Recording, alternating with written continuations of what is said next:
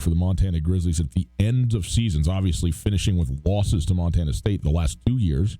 Then this year, losing the way they lost, but now having a win in the playoffs, in the quarterfinals.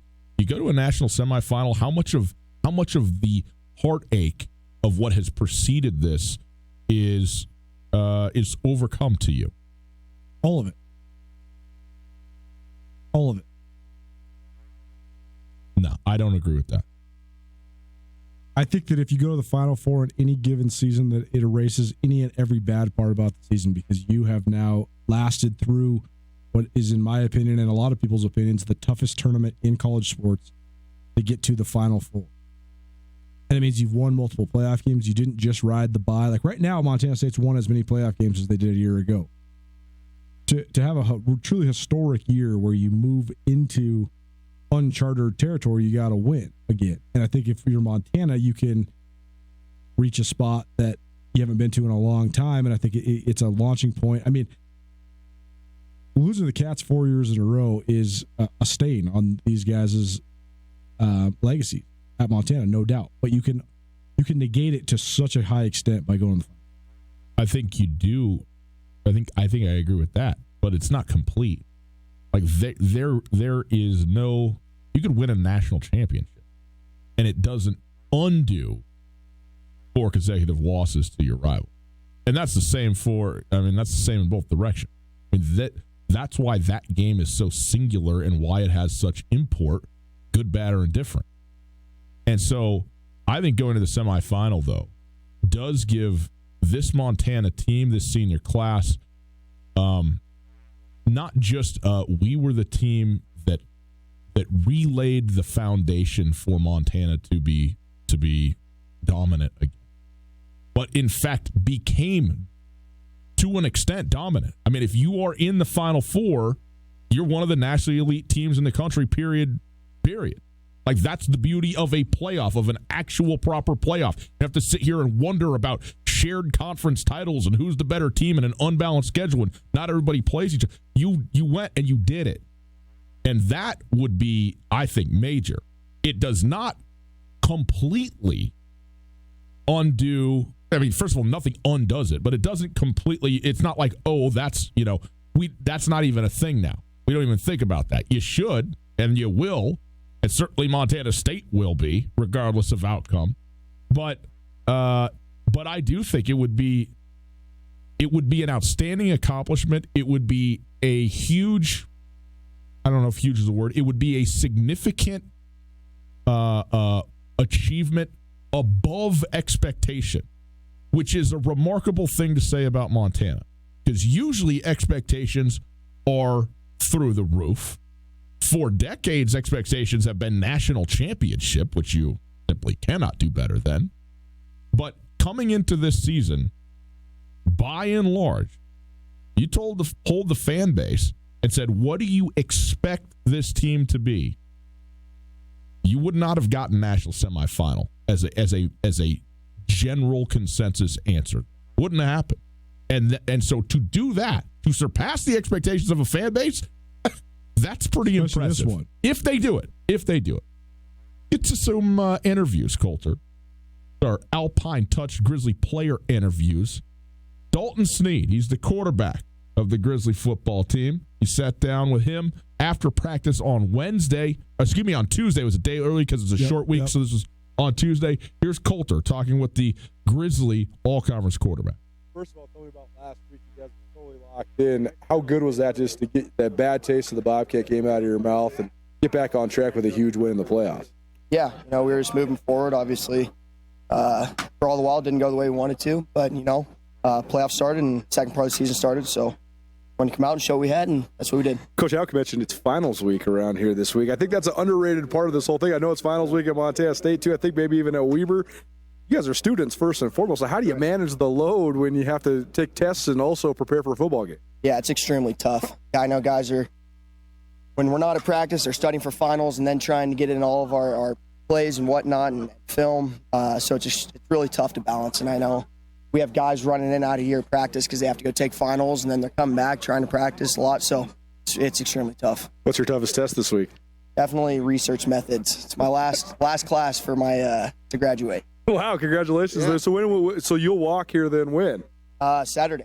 So you'll come back from Weber and go to graduation. Correct. Wow, okay. So hopefully you're celebrating a couple different things. Right. Well, Coach Alk talked about how he's played same team in a season twice, 5 different times. And it's the old notion in sports is that it's so hard to beat a team 2 times in one season. You guys beat Weber State less than a month ago. Just broadly, though, why do you think it is so hard to beat a team twice, especially when it comes to football? I'm not sure. It's just there's a weird thing about it, but it can obviously be done. The NFL plays a schedule where they play their teams twice in one season, so it happens all the time. So just got to stay locked in, prepare as if we haven't played them. Come in with the same energy. Paul Feinbaum said the other day on the radio, I thought this was a great line. He said, "There's no freak out like a college football freak out because you only play once a week, right? So when you win." Oh, man, these guys might win the national championship. Beat the number 3 team in the country like Weber. Oh, wow, these guys are there for real. And then you lose Montana State. Oh, man, the world is ending. But as an athlete, though, how do you stay steady? I mean, because you can't get too high or too low, right? Yeah, you don't listen to any outside noise. We care only about what one another says about each other, and we listen to our coach, and that's all that matters. Everyone else's opinion is irrelevant. Tell me about the matchup with Weber. Defensively, they have such a great D-line, but you guys were able to just have your way offensively, honestly, last time against them. So what do you think of just the overall matchup? What do you guys need to do to execute in Ogden?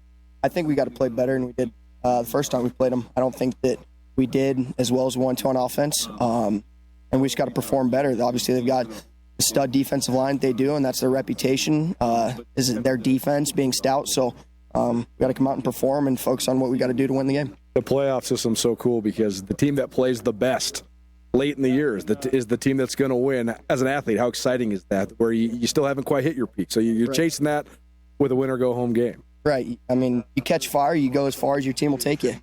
So you play every game like it's your last, and fortunate enough to get the one after that, you go and play that one like it's your last as well. There you go, Dalton Sneed with Colton Nuanez on Tuesday after practice. Colter being. We hear the conversation, but when you're standing there talking to him, kind of what did you take away from that conversation with Dalton? Dalton Sneed does not lack confidence. I think everybody around Missoula, Montana knows that. I think everybody around the state of Montana knows that. I think that maybe people that on the other side of the Great Divide got to see the worst of Dalton Sneed, not necessarily mistake-wise, but he just was not healthy in the Cat Grizz game. But when he's at his best, he's one of the best players in the country, period. Flat out, period. And I thought that even with the games he missed, the time he missed, that he deserved to be higher than honorable mention All Big Sky, and I think he did too. I think that Dalton Sneed, more than a lot of kids, because he's not really a kid. He's a pretty mature guy, and I think he understands what this all means, what it means to him, what it means to the people, and what it would mean to him to leave a good memory of what he did for Grizz football. And last year, there isn't much to truly resonate historically unless they win on Friday. But I think he truly understands that. I think he understands that the hourglass is running out of sand, and it's time to go. So I think a lot of these guys on the Grizz do, though. And I think that's what's the cool part about college football is when your time runs thin, trying to play your best because you know your best is going to be needed, and you know that your time is running out. Another guy you spoke to, the center of the offensive line, Cy Sermon, who has done a really outstanding job this year as the center and on a much improved unit. Let's hear what he had to say, and we'll discuss that as well. Cy Sermon, the Grizzlies' offensive line. Tell me about these last couple weeks. You guys go to Bozeman, doesn't go how you want, but that's coming off of a huge win. They still in the playoffs. You get a bye. Just the mental sort of roller coaster. I know you guys haven't really treated it like a roller coaster, kind of just trying to stay steady. So how hard is that as an athlete? How you guys been able to do it? It is tough as an athlete, to stay zero, right? And that's what this program instills in guys from day one. So for us, it's just sometimes things don't go your way, and if you pout, it's going to keep not going your way. You keep after it's over, flush it, move on, go to the next thing. And that's what we did, and. Just got to keep training and keep getting better, and then the next one, put yourself in a position to win. Matchup-wise, you guys just played to finish the regular season probably the 2 best defensive lines in the conference with the exception of your own one that you go against in practice every day. And then you guys were able to move the ball at will against Southeastern Louisiana. So how do you think those last 2 regular season games prepared you guys, especially as an offensive line, and how do you translate that success on Friday night? Well, we play in a great conference. We see good defensive lines game in and game out. top 6 seeds, 4 of them are Big Sky Conference teams. So, it's just good to be able to see high-level competition every week. And it's surely, iron sharpens iron, right? When you see good D-lines, you got to step up if you're going to succeed. So it is beneficial to see high-talent guys every week. Advantages and disadvantages of playing the same team for the second time in a month? Personally, my high school team, our conference split when I was going there. And so we played the same team twice every single game. Same for all the teams twice every season. So right. you just got to treat it like, it's another game coming up. We've played them before, and that's fine, but we got to do better. We didn't execute all that greatly, and so we got some corrections we got to make. But just kind of that stay in zero thing we were talking about. Got to just keep chopping away. Can it accelerate preparation at all, just because just the basic scheme that they run? Yeah, and defenses across the country, very for the most part little. They kind of run the same stuff. Of course there are some oddballs, but right. So week in, week out, we kind of see similar stuff. So at this point of the season, whether we've played the team twice or not, we have a good idea of what they're going to do after the first 10 minutes of watching film, and the rest is making sure that we're prepared to handle it. So finals week this week. What's your hardest test? Physics, my only test. Oh man, physics. For some freaking reason, I'm a 5th-year senior. My last semester. Man, you got to do the Matt Liner and take ballroom dancing and pool. I was expecting knitting 101, but I guess the way the schedule worked out, I'm taking physics. What number? Physics what? It's like 20-something. Well, so it's not a 100 level though. So this is study time. Like you definitely have to study, which is hard to do. Is at this point of the year in playoff football, you just want to focus. Got to take care of business. Mentally, though, I think it is an underrated part of this whole thing, because you have to compartmentalize. You have to study Weber State. You have to study physics. How do you balance it in your mind? Football first. No, there's time and place for everything. During the day, I'm here on campus. I'm focused on football, and then you get home, you open up the laptop, and get going on physics.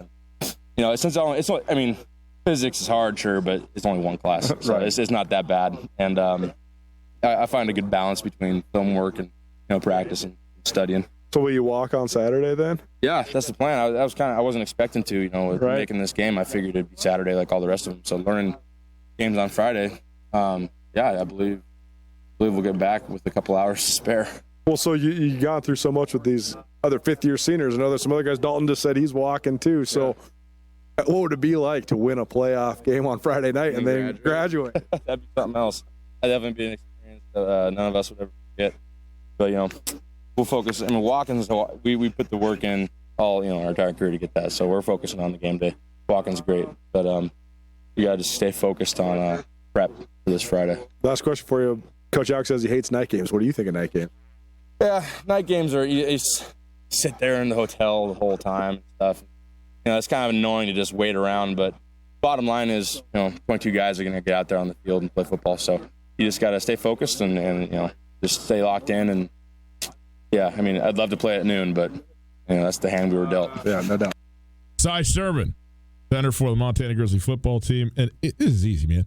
Football is physics, right? How much overlap could there possibly be? There's material bodies running into one another. It's just the whole kit and caboodle right there on a 100-yard field. So, anyhow, that is ironic that his last class and his only class would be physics class. C'est la vie. Better luck the next time around. Some people do go to college a couple of different times. That's okay. Okay, I like those people. Anyway, Coulter, that is our Grizz Athletics interviews. It's brought to us by our friends over at Alpine Touch. Let's show the people what we got here. 4-pack of spices from Alpine Touch. Season it up right now. Go to alpinetouch.com, $19.99 for 4 big mountain flavors. You can pick whatever 4 you like. Whatever tickles your fancy, they got you covered. This one right here has all-purpose pepper blend, hickory smoked, and chili sublime. But you can get whatever you want in here. $19.99. Be sure to use the promo code ESPN10 at checkout to get 10% off the deal.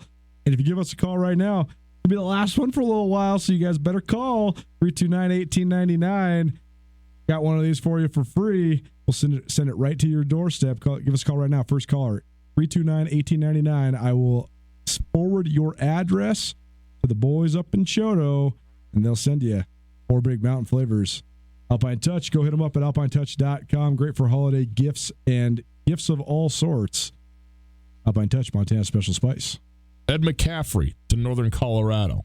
A discussion next.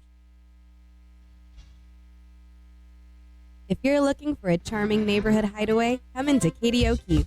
Located in the corner of the Stevens Center, Katie's has an inviting atmosphere with ample parking in a location that's easy to get to and hard not to love. With drink specials every night of the week, including Tequila Tuesdays and Whiskey Wednesdays, offering $3 premium cocktails. Katie O'Keefe's is the welcoming, warm hangout you've been looking for. Come in to Katie O'Keefe's, where the drinks are always cold and the people are always friendly. Not all gift cards are created equal. The Montana Club gift card comes with more handcrafted breakfast, lunch, and dinner favorites than any other local card. Home-style breakfasts, perfectly grilled Angus steaks, piled high sandwiches, expertly mixed cocktails, local craft beers, and much, much more. This year, give Montana made. Buy in-store or at montanaclub.com. Give $100 in gift cards and get a $10 gift card free. It's easy. Happy holidays from everyone at your Montana Club. No matter how far you may go, there's always one just down the road. Town Pump, ooh, pump it up. Don't cook dinner. Stop by the Town Pump Deli and pick up a 2-piece chicken and chochos with ranch for only $3.49. Want a great beer to go with it? Grab a 12-pack of Modelo for $11.99. Town Pump, right down the road.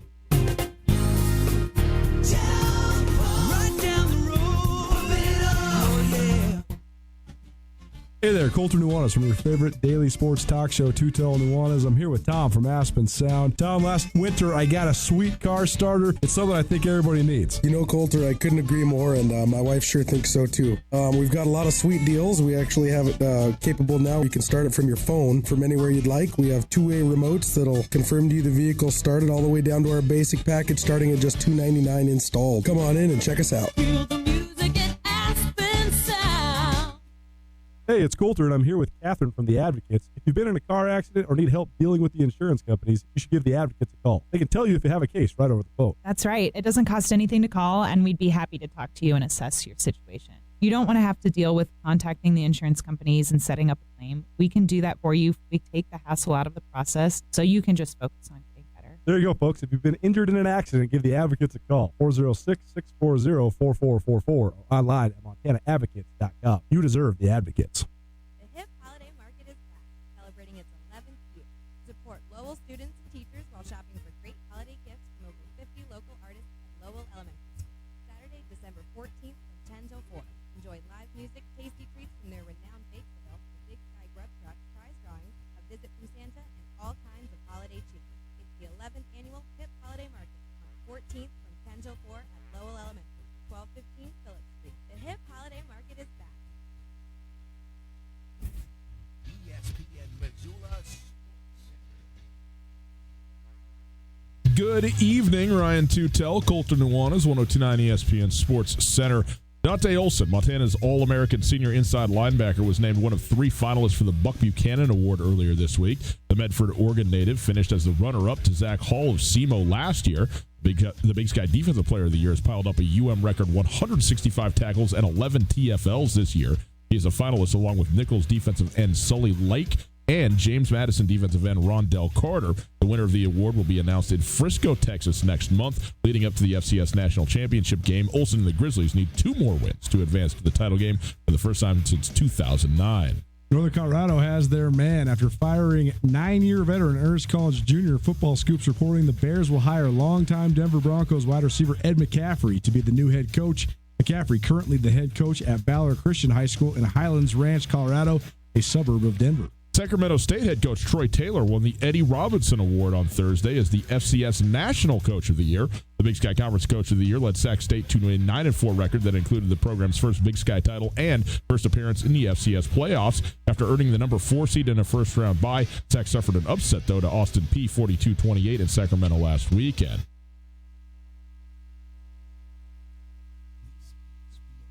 Sports Center is brought to you by Aspen Sound.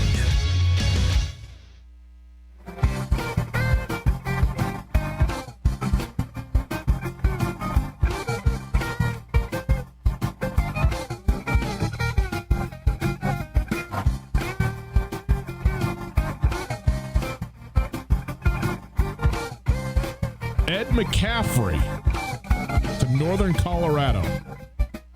It's Tootell and Nuanez, 102.9 ESPN Radio, broadcasting live from the Kurtz Polaris studios. Kurtz Polaris at 2904 West Broadway in Missoula, Highway 83 in Sealy, online at kurtzpolaris.com. Want to tell you, in a half an hour, we're going to you. We want to hear your questions about the quarterfinals, and specifically Montana at Weber State and Montana State hosting Austin Peay. Questions, comments, thoughts, 329-1899, the top of the hour, or on Twitter at 1029 ESPN. We've already got this thing opened up there on the Twitter, so you can go check that out. Send us your questions, your comments. We got one already, actually, that's good for this segment right here, Coulter, and I want to open up with it. Again, if you're just joining us, major news breaking out of the Big Sky Conference. Northern Colorado has hired Ed McCaffrey to be its new head football coach. And Ed McCaffrey, obviously a longtime Bronco, I think a three-time Super Bowl champion, two with the Broncos, one with San Francisco later on, I think. But has been... No, he played for Broncos his whole career. Let's see. There's San Francisco. He won one late, not much of a factor in it. I was just looking at his football reference. We'll take a look. In any case, he has been a longtime Colorado resident, lives full-time in Colorado, head coach at Valor High School, and has now become the new Northern Colorado head coach, which is a remarkable thing. It's an unbelievable hire for Northern Colorado. But I want to put this out there. This is on Twitter, at Aloysius tweeted at us, saying, because I compared this to landing a huge fish with a small fishing pole. Okay, not a good comparison. Ed M being like hooking a sturgeon on a princess pole. You have no idea if he's going to be a great coach. He may be like pulling out a large stick. Felt great to begin with, brought the element of excitement, but then turned out to be a huge disappointment. That is true, perhaps down the road, but it's not true now. It's an absolutely monstrous get, because there's a lot of things that Northern Colorado doesn't have. There's a whole bunch of things that they are sort of the have-nots of, one of which is financial. Well, guess what? Ed McCaffrey, sure, he's got some money himself, presumably, playing days and all that, but he also has connections to a bunch of people with very, very deep pockets. And presumably, if it comes to trying to get some facilities going, spearheading, a fundraising thing, you couldn't do better than that. So whatever happens on the field, whatever he is as a quote-unquote coach, and presumably Ed McCaffrey does know something about football too, him being in this spot is absolutely monstrous for the university in that respect, in terms of trying to start to be on par, because the Big Sky Conference, truly, man, find me a conference where the have-nots and the haves have a greater disparity, call it per capita or relatively speaking, than any other conference. I mean, it exists, but like the facilities at Vanderbilt, they're not close to the facilities at Alabama. They're still closer than what the facilities at Southern Utah and Northern Colorado are to Montana and Montana State. I mean, that's just what it is. That's a matter of math right there. And so you need that as much as you need anybody, not to mention having somebody with the name recognition and especially the respect and the football sort of acumen in that area, in Denver, in and around Colorado. This is major for Northern Colorado University. A response to Aloysius' tweet from Ryan Thornburg, Celtic Moose 33. It's funny because the handles are too good. We know all these guys. We know all these guys. So thanks, boys, for listening. Aloysius, great City League hoops. Mm-hmm. He lights you up. He would not. He would be among a large group of people. Well, you specifically, pull that off. sure. Yes. But the response was, can you imagine a blue blood program hiring any coach, no matter how big of a celeb, with 2 years of high school experience? We've seen this across college basketball prevalently lately, actually. Juwan Howard has no coaching experience. Penny Hardaway has none. I guess the reason that we think this is a slam dunk hire has nothing to do with what we predict the success will be. Again, they could lose every single game. Yeah. It's a no risk because you just hired someone that people have heard of. The only other person that Northern Colorado could have hired, and I don't know who was in the mix. Who knows? There could have been some other reputable names, but the only other name I heard was Bob Stitt. And I think that would be a very tenuous road to walk down because he did have success in Colorado at Colorado Mines. He does have Northern Colorado ties, but given the lack of success that he had at Montana, but also just kind of the bitter taste that he left in the mouths of Montana fans, that would be a tougher sell for a program that needs new life. And now you have new life. And again, he only has 2 years of high school experience at McCaffrey. And again, he could be a horrendous head coach. But the baseline of what UNC is very low, and you can only go up. They've only had 2 winning seasons since going Division 2. And since going Division 1. What you need at Northern Colorado is this very thing. I mean, take Northern Arizona, for example. They hire Chris Ball. Chris Ball comes in with a ton of coaching experience. He's well known and well regarded from what I understand in coaching circles. He's a defensive coordinator at Memphis. Okay, Memphis, by the way, pretty good football team if you're paying attention. It's a really good program and all of that. But his hire at Northern Arizona is just okay, and it doesn't come with any oomph to the program itself. It doesn't excite a fan base. It doesn't get people ready to go and excited about what you're doing there. There's a whole bunch of people right now who are talking about Northern Colorado. Probably didn't even know Northern Colorado had a football program. Now, what does that matter? It matters because the more eyeballs, energy, interest that people have in your program, it all trickles. It all makes an influence into what you're trying to do here. And Northern Colorado was going to be stuck as one of the have-nots, period, end of story, forever, unless they could hire somebody like this. And they still might be. And they still might be, but this is the only possibility of them really climbing up and out of it because they have a whole bunch of work to do. North Colorado is very likely not going to be good in the foreseeable future. The first, if Ed McCaffrey had a winning record after 3 years from right now, it would be remarkable to me for him at that spot. Is it possible? It is, but that's not the litmus test for Northern Colorado. It's what is the foundation that's being laid university-wide, and what are you pouring into the program, and how are you going to get people to get excited about it? Well, you hire one of the most beloved football players in the entire state of Colorado. That's how you do it. When Tim Walsh resigned at Portland State, there was all sorts of rumors, but Portland State tried to go splashy hire 2 times in a row. They hired Jerry Glanville, the man in black. He came in and turned Portland State's West Coast offense that was predicated on hard-nosed running backs and physicality, and tried to run the 5-wide spread and throw the ball 75 times a game, and they fell flat on their face. And it was a horrendous disaster with Jerry Glanville as the head coach at Portland State.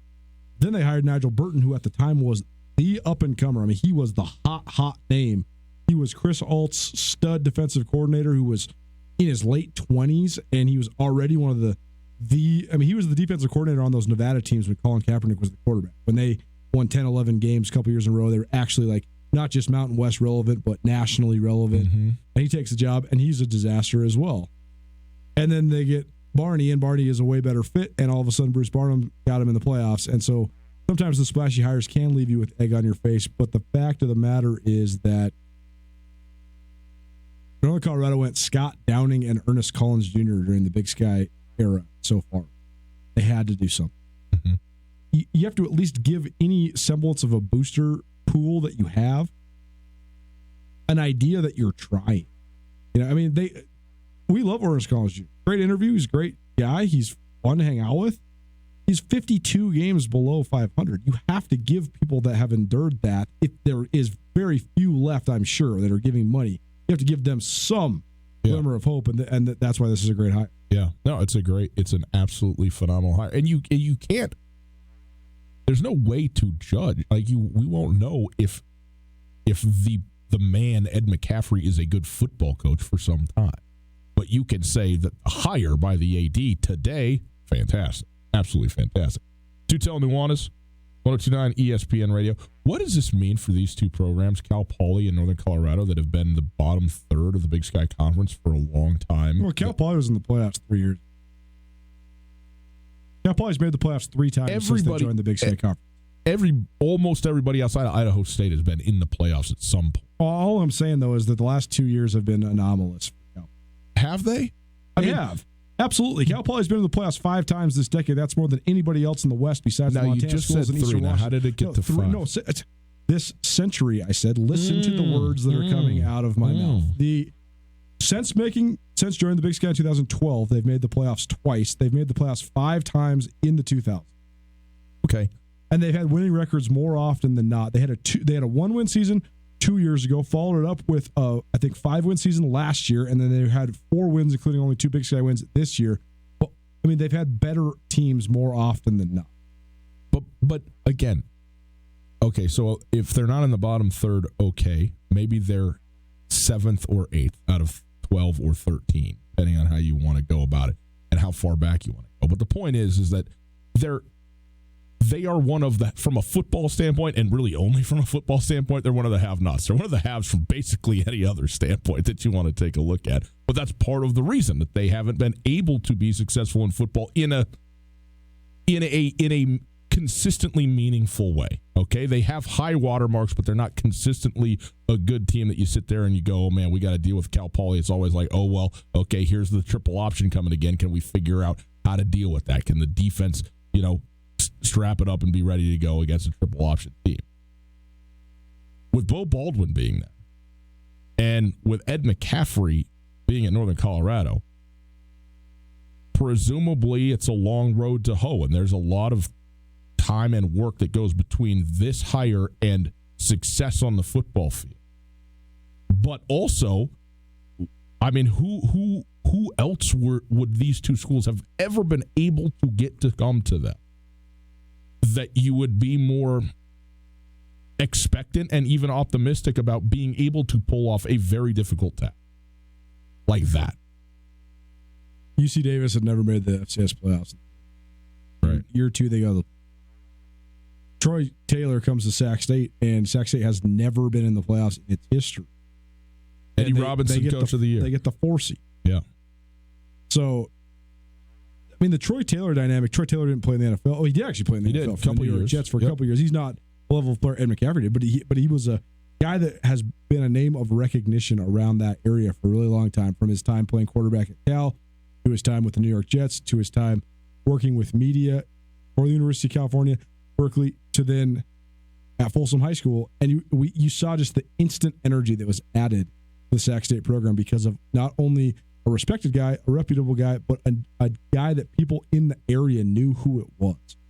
That's the parallel to this Northern Colorado hire, except for the way more people know who Ed McCaffrey is. Everybody knows who Ed McCaffrey is in that neck of the woods. Yeah, even from not that neck of the woods. For sure. It is Tootell Nuanez, 102.9 ESPN Radio. We go from Greeley to Bozeman, Montana State, amidst preparation for hosting a quarterfinal game tomorrow against Austin Peay, has just received a transfer quarterback into the program, and one of note. We'll talk about that right after this. Hey, want to let you know, okay, right now, Shine Auto Detailing online at shineautodetailing.net is $25 off an e-gift card. They're there on the World Wide Web. They got World Wide Web deals for you. An e-gift card, $25 off at shineautodetailing.net. Click the bright e-gift card button and enter code GOGRIZ to get $25 off. It's just that simple for Montana fans. ShineAutoDetailing.net. Enter code GOGRIZ. Offer is good through Saturday. Christmas shopping done just like that. Okay, through Saturday. ShineAutoDetailing.net. Go now. If you're looking for the perfect Christmas gift, think spicy. 'Tis the season for seasoning with gift packs from Alpine Touch. The 4-spice pack includes 4 Big Mountain flavors for just $19.99. Go to alpinetouch.com right now for gifts sure to keep mouths watering year-round. And if you plug in the code ESPN at checkout, you'll get a free bag of Alpine Touch sunflower seeds. From gift packs to gift cards to the Grand Slam package, Alpine Touch makes the perfect gift for anyone on your list. Go to alpinetouch.com right now to order. Alpine Touch, Montana's special spice.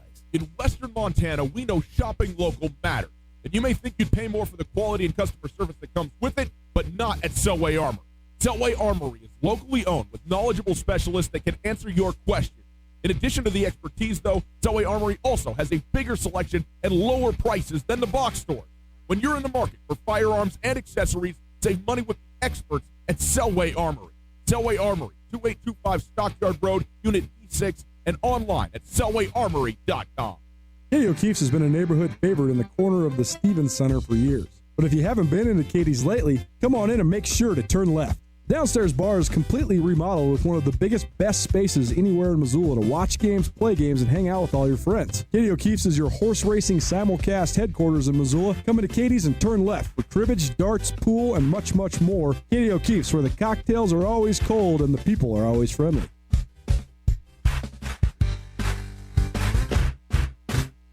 At Florence Coffee Company, it's time to treat yourself with one of our limited time holiday favorites. Taste the cookies in the kitchen with our gingerbread man latte, or tap into our creamy maple brulee. You can always rely on our classic eggnog, or pep up with our peppermint melt-away.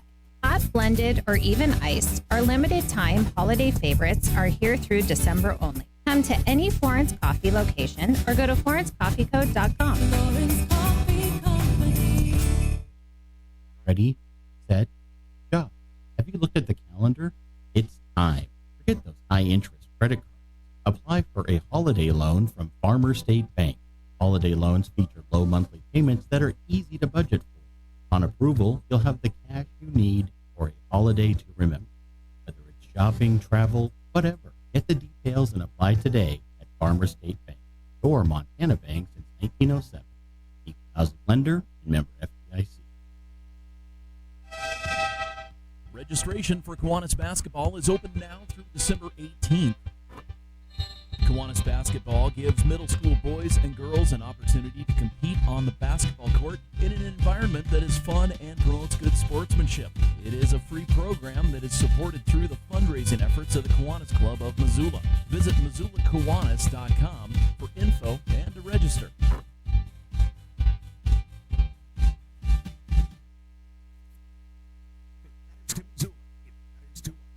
Tootell and Colter Nuanez on 102.9 ESPN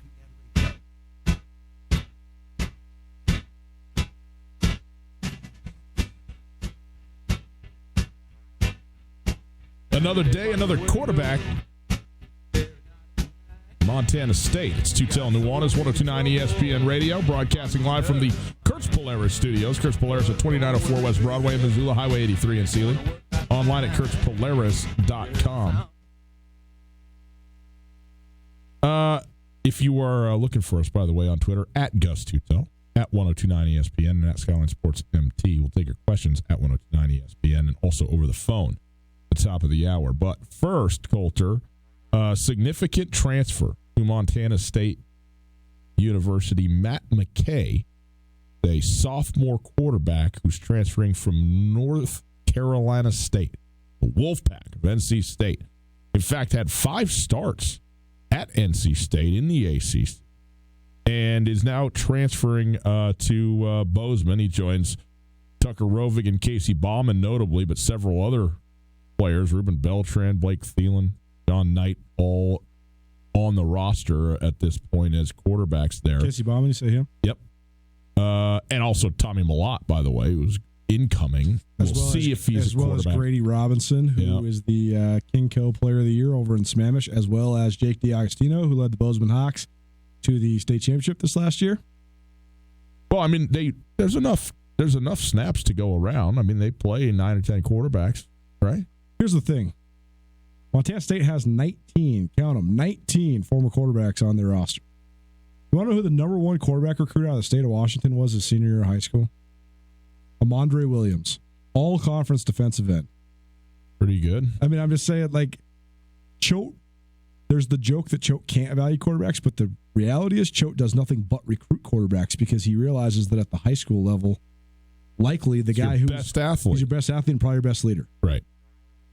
But that said, Matt McKay is presumably going to Montana State to play the position of quarterback or try to compete. And what do you know about Matt McKay? How did he get to Bozeman? I mean, this is a kid who's playing in the ACC on the East Coast in the sunshine in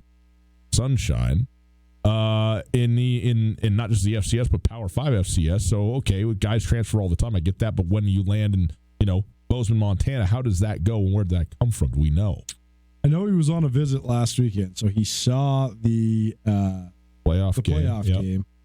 The connection here is that Elijah Drinkwitz, who's the offensive coordinator at North Carolina State, was formerly the offensive coordinator at Boise State and formerly worked with Matt Miller. I think he actually might have even coached Matt Miller. So that you have some crossover there. This kid was a 3-star recruit coming out of high school. He's 6'4", 190 pounds.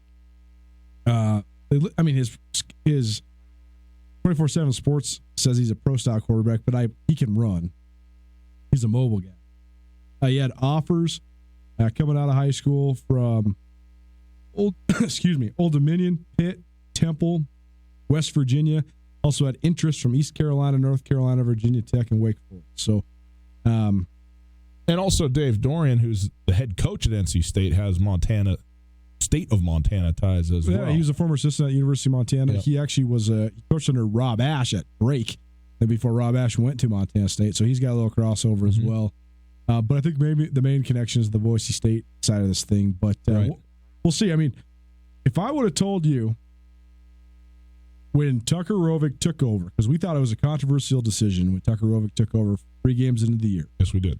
Tucker Rovig would be sitting here right now, heading into the quarterfinals of the FCS play, and he would have completed 62% of his passes for 155 yards per game, 13 touchdowns, and 4 picks. What would you tell me? That he far exceeded expectations. Yeah. That's exactly what you needed him to do. Yeah, I mean, he needed to be a guy who could deliver a football, and he has been able to do that. He's also protected the football, maybe protected a little bit too much. I mean, the interceptions thing, he went the first several games that he played, the first month that he played, he threw 0 interceptions and 1 or 2 touchdowns. I mean, over the course of that whole time, I mean, there was no productivity there. He has now, over the course of this last month, taken a major step forward. I mean, he just has. And that's a credit to him, and it's a credit to the coaching staff, and that's great. Where is he at, and where will he be coming out of this season, headed into next season? Installed as the guy, the incumbent, I don't know. But what he did last week in the playoff game was absolutely outstanding. I mean, it was excellent, as good as it could be. The other connection here is that Denarius McGee, who's now the running backs coach, but former quarterbacks coach, former quarterback at Montana State, he did a graduate assistant stint with Dave Dorn at North Carolina State. John Ledette, who's a former Montana State defensive end, also a coach at NC State. So there is actually a lot of crossovers. And now that my memory is sparked a little bit. Yeah. Matt McKay, pure talent-wise, will be a very good Big Sky quarterback, but I mean, I've seen all sorts of transfers over the last 15 years. I can't remember the last time one of them was good. Yeah, I mean, Dalton Snead. Right, but he's not coming from a Power 5.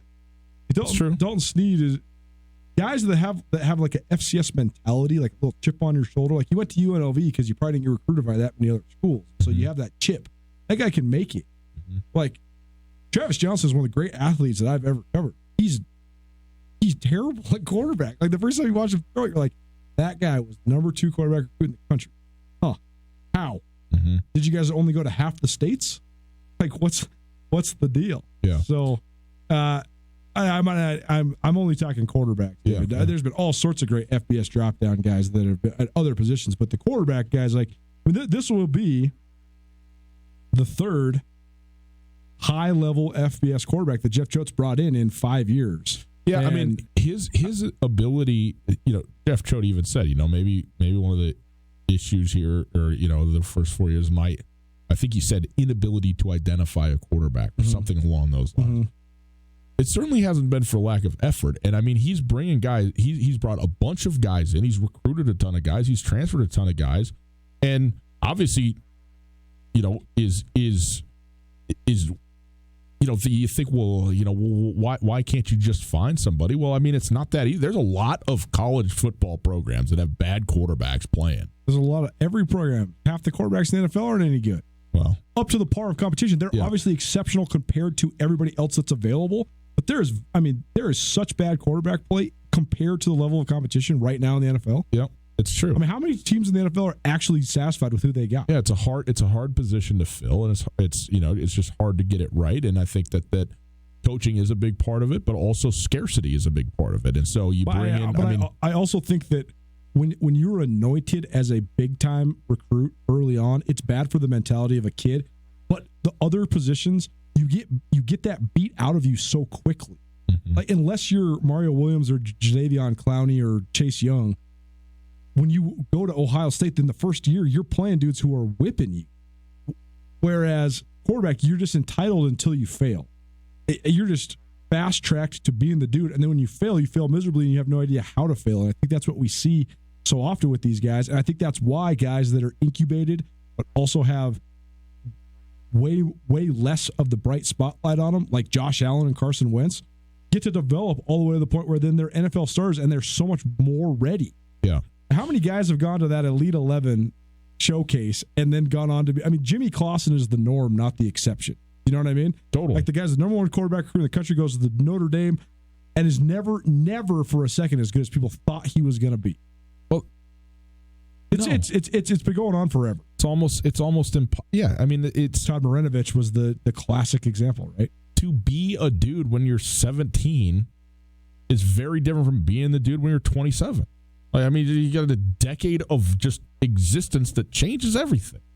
And I know we got to get out, but that's why a guy like Travis Johnson deserves so much credit, because he never got a chance to be the dude, and he figured it out anyways. Yeah. And now he's going to get a chance to play at the next level at a completely different position by just being like, okay, I'm not getting screwed over. I didn't win it. Find a spot for me. Yeah. What do I need to do? It's such a rare thing for a quarterback to accept that. And the odd thing is he's actually playing quite a bit of quarterback, as it turns out.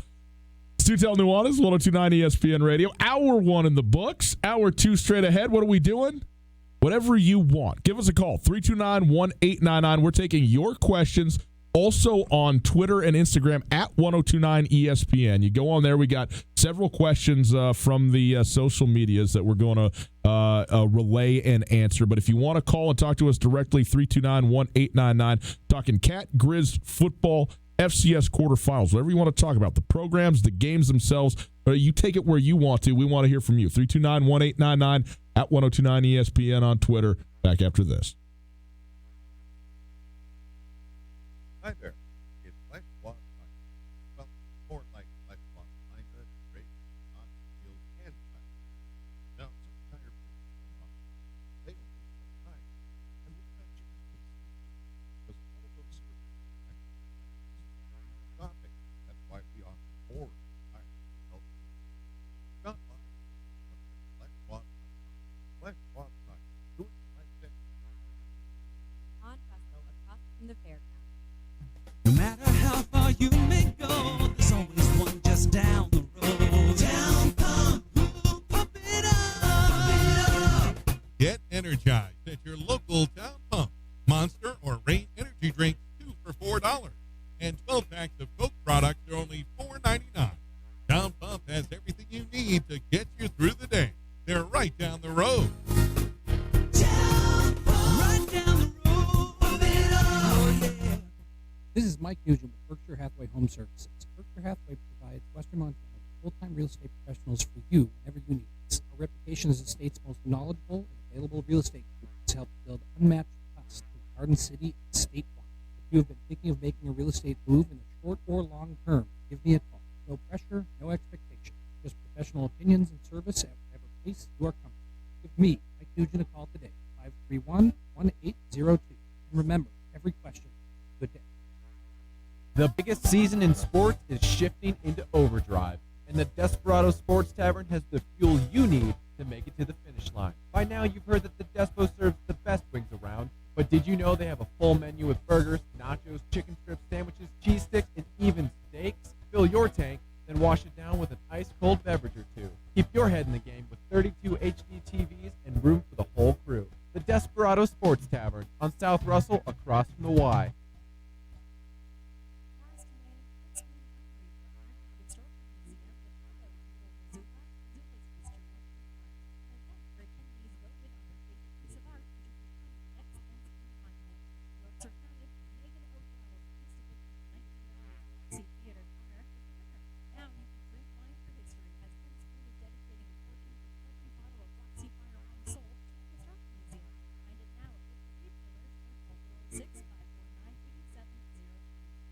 you are hurt or disabled, you may be entitled to benefits from the I'm Chris Helm, attorney at Clark. Our Missoula firm specializes in recovery, personal services, and disability. There are many unknowns when injured or disabled. The other side is fighting hard. You should call our court line 728-0168 or visit our court line again 728.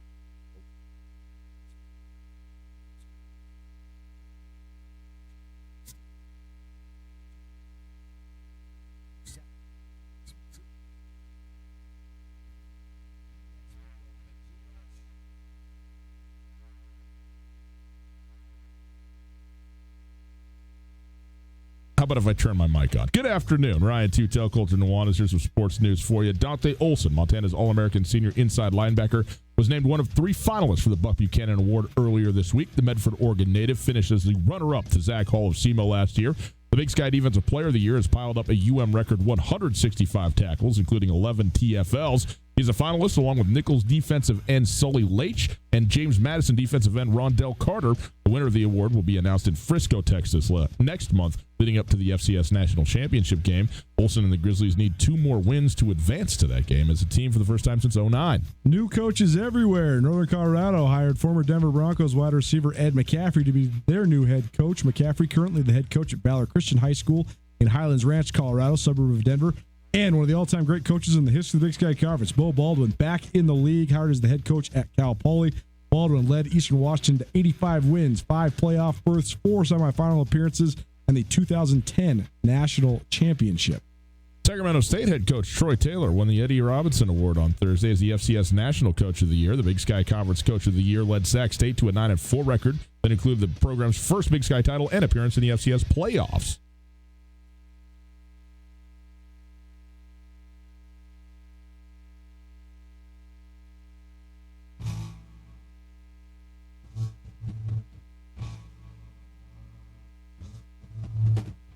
We don't do this very often, but it's not because we don't trust you. Actually, that's exactly why.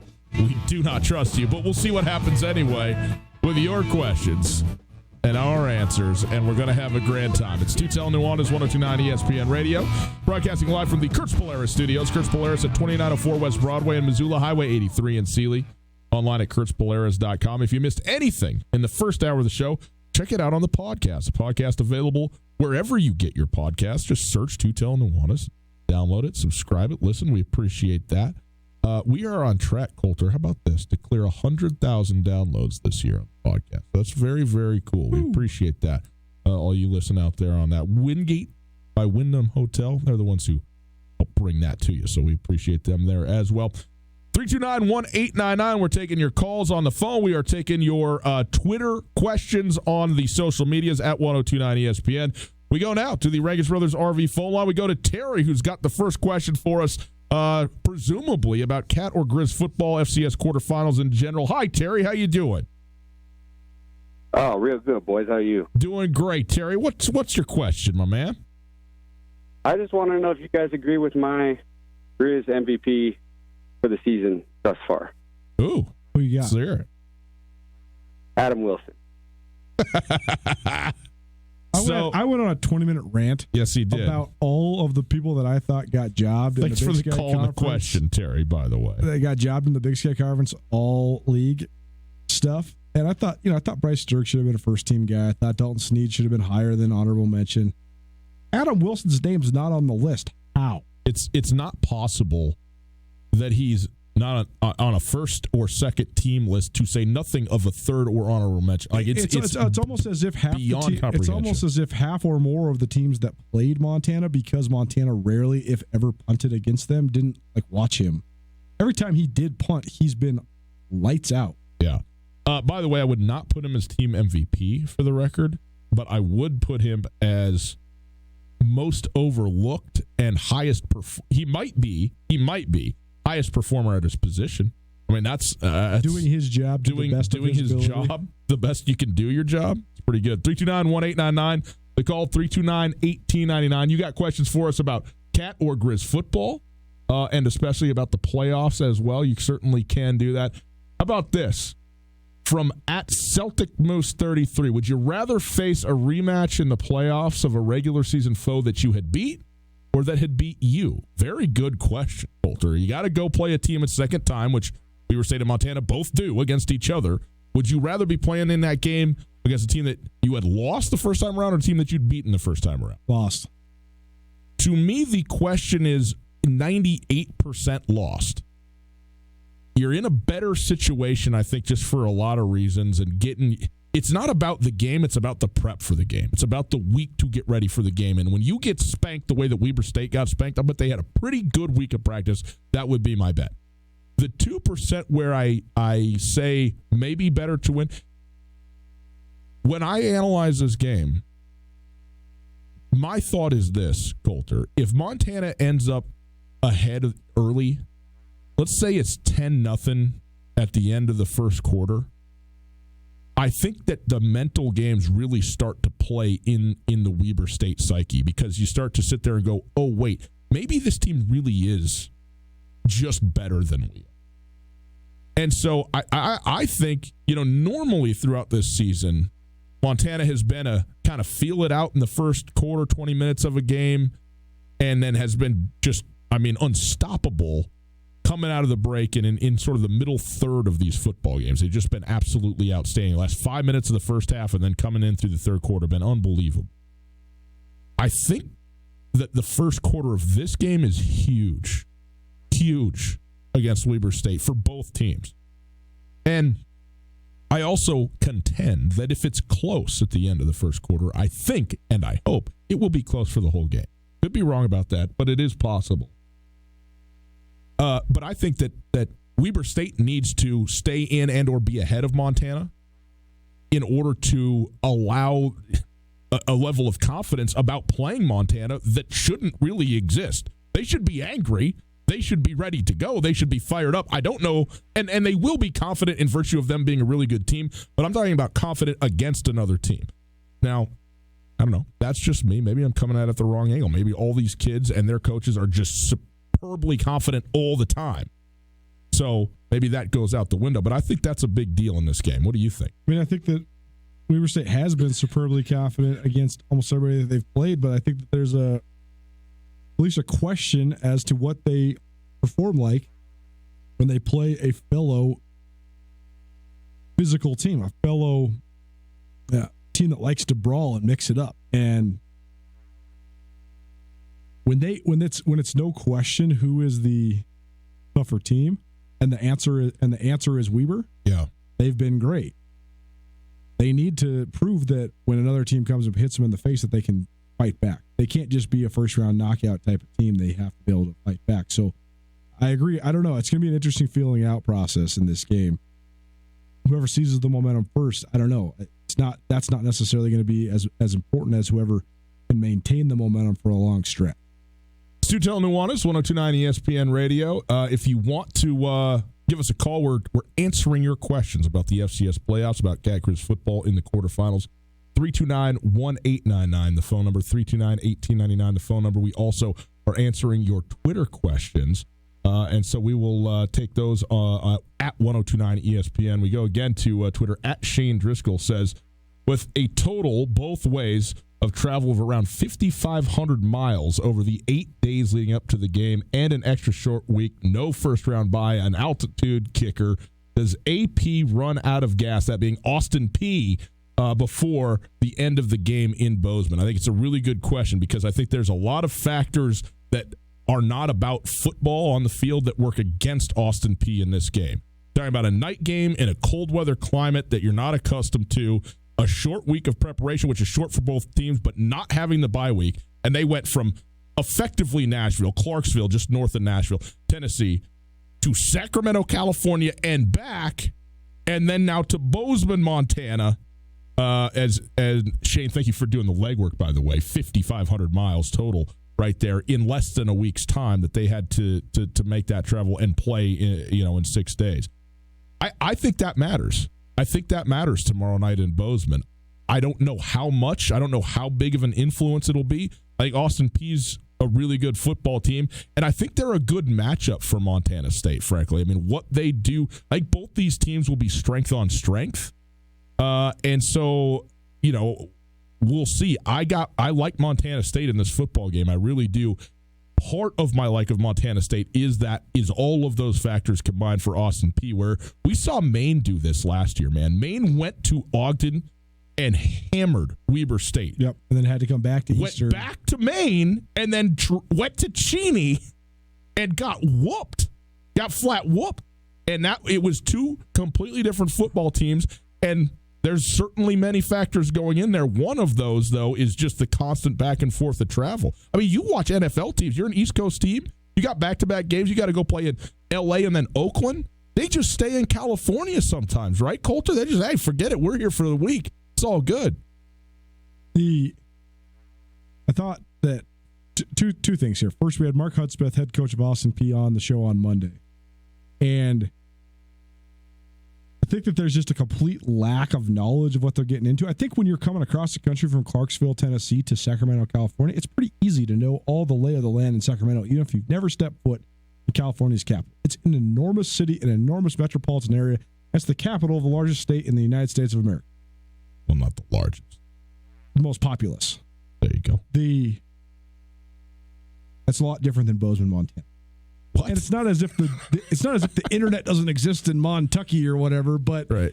But these guys, he made a comment that made me realize that he doesn't have any idea what they're getting into. They're staying in Big Sky. And he said, we're staying in a little town about 30 miles outside of town. Okay, you could stay in Three Forks, which is 30 miles out of Bozeman, or you can stay up Big Sky Canyon, up the Gallatin River Gorge. Like, this is not an easy drive. This is not we're going 60, so it's going to take us 30 minutes. In a bus, it's going to take them 45 to an hour or more. Yes, or more, especially if it's bad. Snowed in or if it's icy. But that's like, seriously, I think that little highway has more deaths per capita than almost any. It's one of the 5 most deadly highways in the United States of America. Yeah, well, it's narrow, it's along the water, and in the winter when people are going up to ski and everything. It's dark because of the way the mountain is. It never really melts. I mean, I used to work up there. It was a nightmare driving up there all the time. I just think that they don't really know what they're getting into. And then you have this team from Clarksville, Tennessee that's going to be in Big Sky, which is like Mars. I mean, with the expansion that Big Sky's had and what is up there, I mean, you're a world away even from Montana. Yeah. And you're only 45 minutes from Bozeman. So even that I thought was telling. But the other factor is that last week, Mark Hudspeth said this. I mean, he's a riverboat gambler. You could tell just listening to him talk. But he was like, boys, I was not about to get on the plane and fly 2,200 miles and not lay all my chips on the table. I was going all in first quarter. Yeah. And they did. They went all in first quarter. I mean, they had like, you can't really call a lot of this fly sweep stuff now trick plays because they run it pretty prevalently, but they pulled out all stops. They showed every element of their run game in the first drive. And then they get an onside kick, and now they're up 21-0. I just don't think you're going to be able to shock Montana State like that. All right, we're taking your questions, your calls, your tweets at 1029 ESPN about this weekend and these games. We go back to the phones. We welcome in Pat to the show. Hi, Pat. What you got? Oh, guys, just wondering what you think about Northern Iowa and James Madison. I usually get to see Madison a couple times this year, and I didn't. And I'm just hoping for the angle that maybe Northern Iowa has a shot. If you hope for that angle, you've called the wrong show, I'm afraid, Pat. I'm sorry. Northern Iowa, the fact that they play great defense this year, they've been outstanding. And South Dakota State was up 10-0 about, 7, 8, maybe 10 minutes into the first quarter of that game, did not score another point. And Northern Iowa, who, by the way, lost bad to South Dakota State the first time they played 3 weeks ago, won 13-10. James Madison, though, is a whole different animal. South Dakota State, by the way, did not have their starting quarterback. They haven't had him for the last 5 weeks or so. But James Madison is as athletic as it gets, and they simply roll. And Northern Iowa, it's hard to call them an upstart, but them making the quarterfinal is really good for them this year because of where they've finished the season as the number 6 team in the polls. They were the one team that kind of got jobbed in the seeding, but it came down to their head-to-head with South Dakota State, and then they proved that they probably deserve the seed over South. They are, by the way, relatively healthy. They're missing their number one wide receiver, but that's about it. I think, let's put it like this. In order for this game to be competitive, it has to be a low-scoring game. Has to be. They have to find a way to slow down James Madison. I just don't think. I mean, you got to go all the way over there to Central Virginia. This thing cuts both ways. I realize from Iowa, it's not as far. It's still quite a ways. And try and deal with JMU on their home field. By the way, the JMU home games, big time atmosphere, man. I mean, it's a fully enclosed, almost fully enclosed. I mean, there's a couple open corners, but it's a full stadium, multiple levels, and it is it's awesome. It's a great game day locale, and they're going to be loaded up for the quarterfinals of that game. I just think James Madison is they're just better than Northern Iowa is, and I expect them to win and probably win handily. They're a 19-point favorite, by the way, if you put any stock into that sort of thing. Northern Iowa has good lines. They actually have arguably a great offensive line. But James Madison has the best pair of defensive ends in the FCS, including Rondell Carter, who's a finalist for the Buck Buchanan Award. But they had two guys on the 25-person list that both played defensive end. They also got Ben DiNucci, who's a drop down from Pitt, playing quarterback. He was the Colonial Athletic Association Offensive Player of the Year.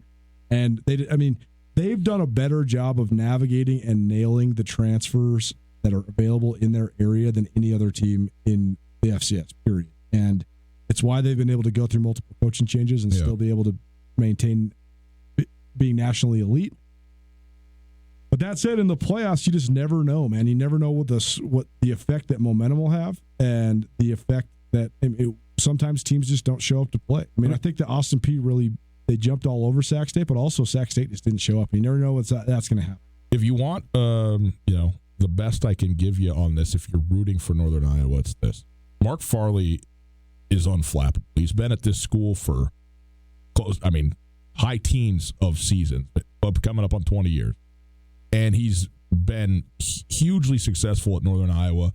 He will be unflappable and unfazed by James Madison and presumably have his team ready to go. He's been in this position many times before. And I would also say this.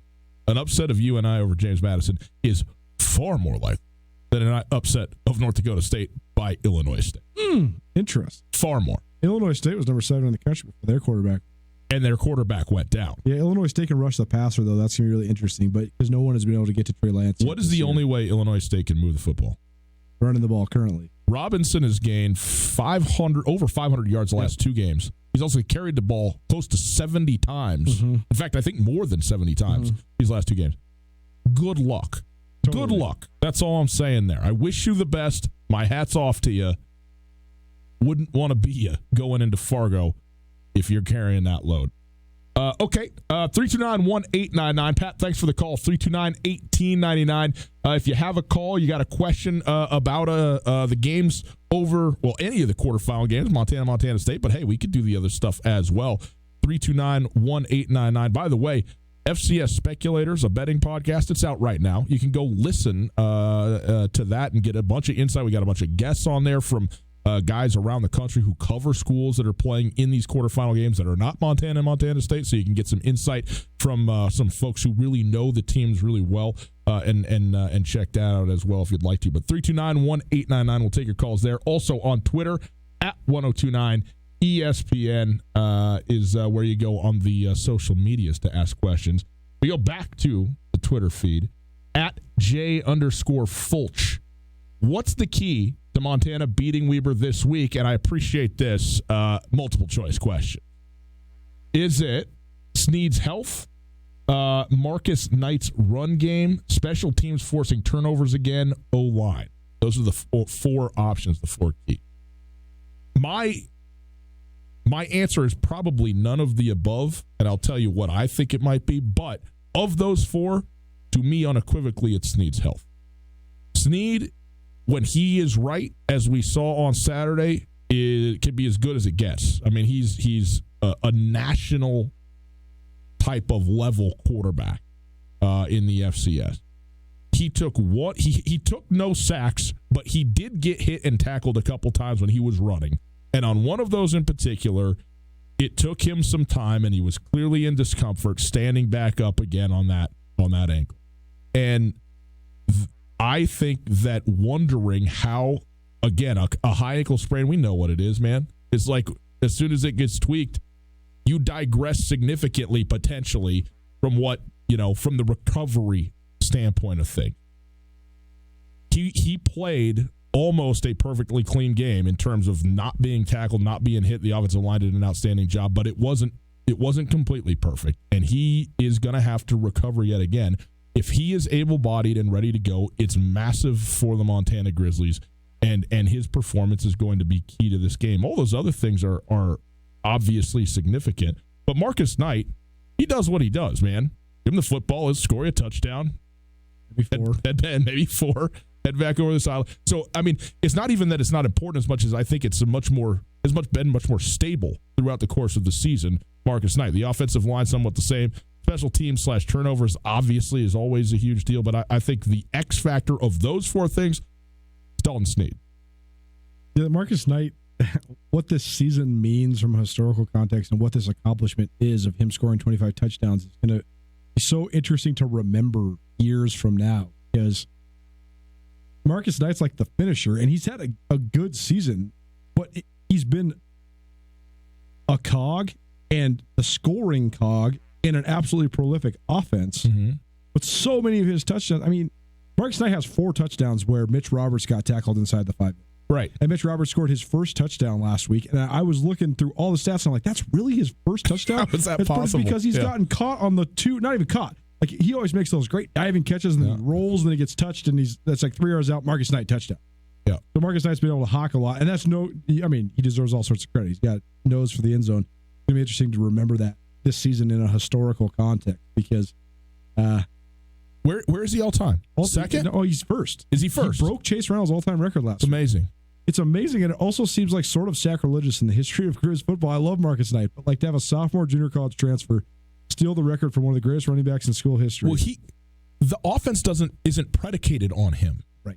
And as it has been for many of the great running backs that have come through. Yeah. So here, my to answer Jay Fulch's question, I think it's more important than any other factor. I think Snead's health is definitely important, but just to not let Weber State's greatest personnel advantage, and this time of year, that's going to be your greatest advantage in a playoff game. Montana took advantage of their greatest personnel advantage last week. Samori Toure on the outside. Weber's greatest personnel advantage is on the defensive line. You just can't let those guys get rolling. And that's going to come down to situations more than performance. 3rd and longs is when Adam Rodriguez and Jonah Williams feast. Yeah. You just got to avoid 3rd and longs. So all the factors that go into that, from Snead's accuracy and health to the offensive line performance to Marcus Knight, are going to all help mitigate the performance of Weber's defensive. By the way, I said I didn't think it was any of those ultimately. What I think it is, between the ears, it is about which team is able to handle the emotion of the moment. For Weber State, from a retributive standpoint, coming in with something like vengeance on their minds in addition to a big playoff game, and Montana rolling with the confidence of having done this before and being able to capitalize on that. Which team can do that, can use that in the most positive way, I think ends up winning the football game. Last question for you. We appreciate everybody that's called, all the Twitter folks. This is from @Mike_NYS. He says, as an MSU Giad working in a Missoula surrounded by Grizz, tomorrow is ugly sweater day at our office. Do I wear a Grizz shirt as an ugly sweater, or do I wear Bobcat gear and be told that it's ugly? It's a very difficult conundrum. You got a Bobcat fan in Missoula, Coulter, going to ugly sweater day. I love the concept, by the way, because it's kind of a win-win. In either case, it's ugly. The Grizz shirt ugly to you wearing it as a Cat fan, or the Cat stuff ugly to everybody else that you're with if you're in Missoula. My offering here, go full blue and yellow. Full. Go get as catty as you can get and roll in, man. Plus you don't want to go against yourself, you know what I mean? Nobody's going to get it if you go in Grizz gear. I mean, maybe they know you're a Cat fan, so then you could say, okay, this is the ugly sweater. I get the irony of it. I don't know. Fire some people up. Yeah, do it. Excellent. All right, boys and girls. That was fun. Maybe do this again. I thought that worked out well. We appreciate everybody participating at 102.9 ESPN and calling us as well. We'll take a break. On the other side. High school hoops is getting going. How about that? You got Bozeman, Missoula, Hellgate. A couple of top teams who played in the state championship game last year reconvening here early in this season. We'll get into that and much more right after this. It is Tootell, Nuanez, 102.9 ESPN Radio, SWX Montana Television. Hey, now is the time of year to get your car clean. All right? And hey, this for Grizz fans at shineautodetailing.net. You go there now. They have e-gift cards. They're $25 off on the website. Okay, you click the bright e-gift card button and enter the code GOGRIZ to get $25 off at shineautodetailing.net. Again, just enter GOGRIZ on the e-gift card button at shineautodetailing.net. You get $25 off an e-gift card. You give it to your best friend, your family member, somebody who needs a car that needs to be washed and protected. shineautodetailing.net. Go right now. There's a saying, opportunity never knocks twice. When you're ready to take advantage of your next opportunity, look to your local Opportunity Bank of Montana. Opportunity Bank offers options for mortgage loans, small business loans, equipment financing, agriculture, and more. Our experienced team can provide solutions that help you welcome your next big opportunity. There's nothing like the feeling of progress. So let's get started today. Come see us at your local Opportunity Bank of Montana. OpportunityBank.com, member FDIC, equal housing lender. Thank you for making Polaris America's best-selling off-road brand. During the Polaris Great American Thank You event, financing is as low as 3.99% and rebates go as high as $3,500. Live life wide open in a high-performance RZR. Tackle everything from mountains to mud holes, the legendary Sportsman ATV. Get more done with a hard-working Ranger or elevate your adventure in a versatile Polaris General. Now is the time to get the season's best deals on America's best-selling off-road lineup with financing as low as 3.99%, APR for 36 months, and rebates up to $3,500 during the Polaris Great American Thank You at Kurtz Polaris, 2904 West Broadway in Missoula and Highway 83 in Sealy. All the best machine, gear, apparel, and accessories to enjoy winter this year are at Kurtz. Go check out their 2020 snowmobile inventory right now and all the clothing, helmets, gloves, hats, and jackets to keep you safe, warm, and looking great at Kurtz Polaris and KurtzPolaris.com. Rebates valid in U.S. through 12/31/19 on new 2016 to 2020 vehicles. Subject to credit approval. Offers vary by model. See dealer for details. Always wear a helmet. Never drink and drive. Sometimes it's stressful juggling all your responsibilities on the weekends. You know you need to do your chores. You know you want to spend time with your family. But really, you just want to watch football all day. Paradise Falls is the perfect option for a family-friendly place to hang out and still have a chance to catch all the games. Open 7 a.m. till midnight and offering breakfast, lunch, and dinner. Paradise Falls has 30 big-screen TVs, ESPN free capabilities, much, much more. Swing on by Paradise Falls on Brook Street anytime you're in the mood for some food or some football. Paradise Falls, 3621 Brook Street, Missoula's coolest hotspot.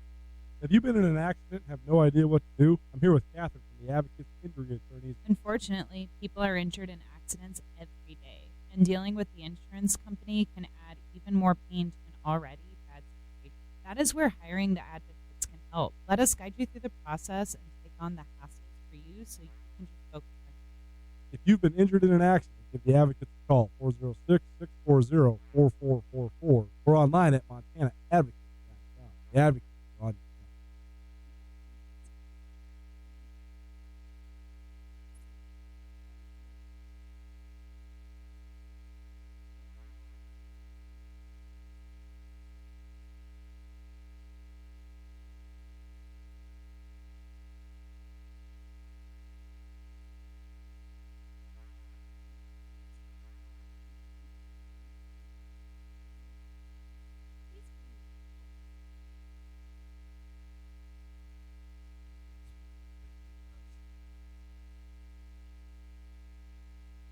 Good evening, Ryan Tootell, Colton Nuanez. Here is some sports news for you. Dante Olson, Montana's All-American senior inside linebacker, was named one of 3 finalists for the Buck Buchanan Award earlier this week. The Medford, Oregon native finished as a runner-up to Zach Hull of SEMO last year. The Big Sky Defensive Player of the Year this year has piled up a UM record 165 tackles, including 11 TFLs. He's a finalist along with Nichols defensive end Sully Leish and James Madison defensive end Rondell Carter. The winner of the award will be announced in Frisco, Texas next month, leading up to the FCS National Championship game. Olson and the Grizzlies need 2 more wins to advance to the title game for the first time since 2009. New coaches in the Big Sky Conference. Northern Colorado hired Former Denver Broncos receiver Ed McCaffrey, right before this show started. He's currently the head coach at Valor Christian High School in Highlands Ranch, just north of Denver. And also Eastern Washington, former Eastern Washington head coach Bo Baldwin, named the head coach at Cal Poly. Baldwin led the Eagles to 6 playoff appearances, 5 Big Sky titles, 4 semifinal berths, and the 2010 national title in his 9 seasons with the Eagles. Sacramento State head coach Troy Taylor won the Eddie Robinson Award on Thursday as the FCS National Coach of the Year. He was the Big Sky Conference Coach of the Year as well. He led Sac State to a 9-4 record that included the program's first Big Sky title and first appearance in the FCS playoffs.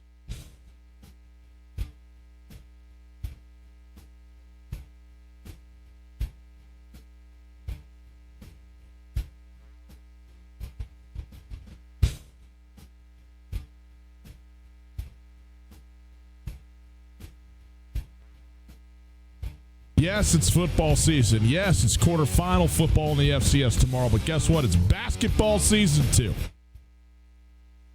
Howdy. It's Tootell and Nuanez, 102.9 ESPN Radio.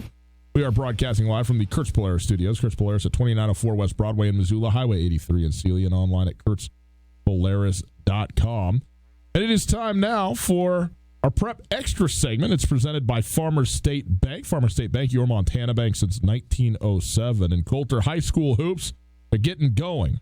The end of last season, Bozeman finished on top after beating Hellgate in a thrilling AA state championship game. Overtime ended at the buzzer. It ended at the buzzer, and it ended like on a full court play with a couple of passes and like a deflection with 4 seconds to go to lay it in for the game winner as time expired. And unbelievable. Here's some numbers for you. By the way, Billings West was third last year at the end of the year. 38.5.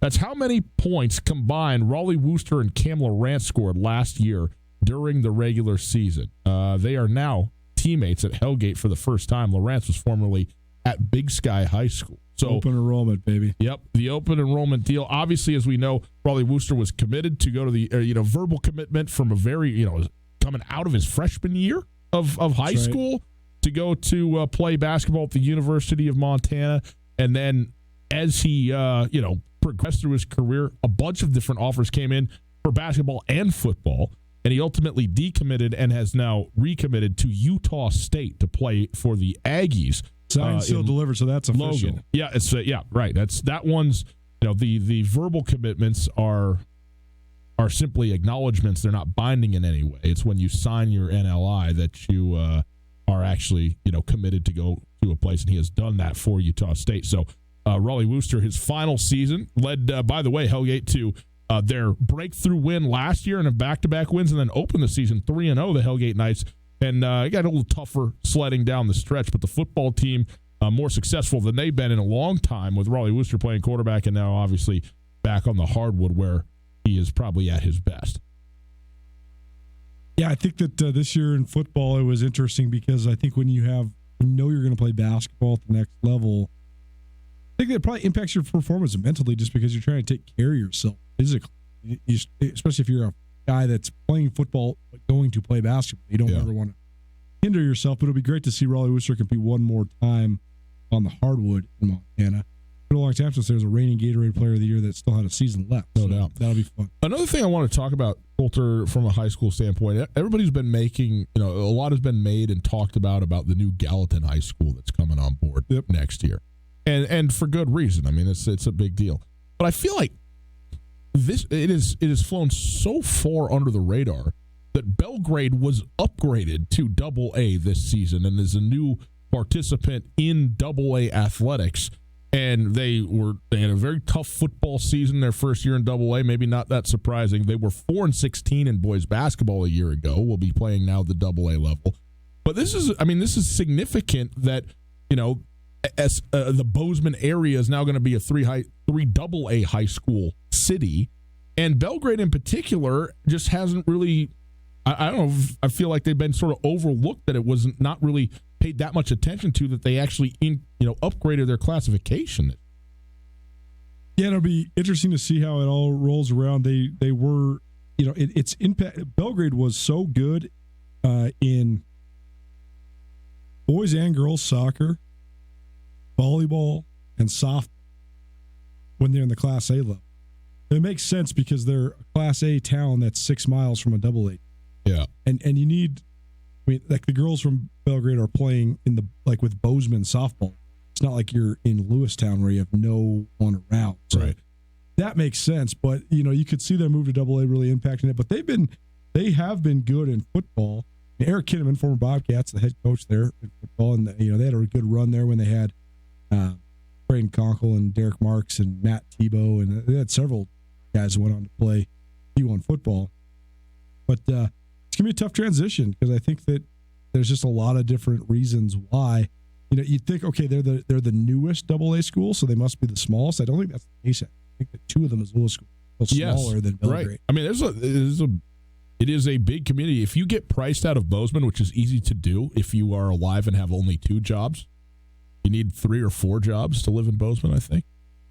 Belgrade's the place to be, and it's a great community, but it's grown hugely recently. So it's it's not a matter of population, I think, in a lot of instances there, but it is certainly it itself is a relatively, if I can say this, a new community insofar as the membership of it. There's not 8,000 people in Belgrade, and so it's a lot of new folks, a lot of new faces, a lot of new kids. So it'll take some time, but it's good that they're there, and I like the symmetry of having 16 teams at Double A, full 8 on the East, full 8 on the West, and let's go play. That is good. There you go. That is our Prep Extra segment. It's brought to us by the Farmer State Bank. Hey, how are you going to finance Christmas this year? It's coming up. You know that, right? We're like less than 2 weeks from Christmas. What's up? Crazy. Forget the high-interest credit cards. Go get a holiday loan at Farmer State Bank. You can count on fast approval times, low interest, and easy payments. OAC credit card, bad way to go. Going to pay a lot in interest. Get a low-interest holiday loan from Farmer State. Take a quick break. We'll come back. Hey, NFL Week 15 starts tonight. We'll do a couple picks against the spread. We'll send some lucky winner to Katie O'Keefe's with a $25 tab on us, and we'll have ourselves a little bit of fun. Also, want to remind everybody tomorrow, Tootell and Nuanez live from Bozeman, Montana, the Rockin' R Bar.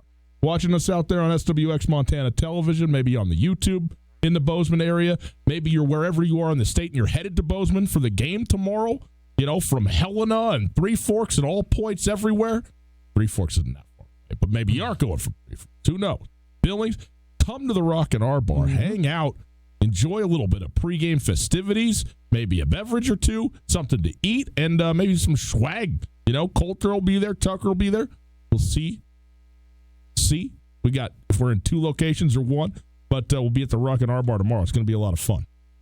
Can't wait. It's Rockin' R Bar is one of the great Bobcat establishments in the state of Montana. So appreciate Mike Hope and the boys for supporting us and letting us do the broadcast from there. Always love doing remotes from new venues.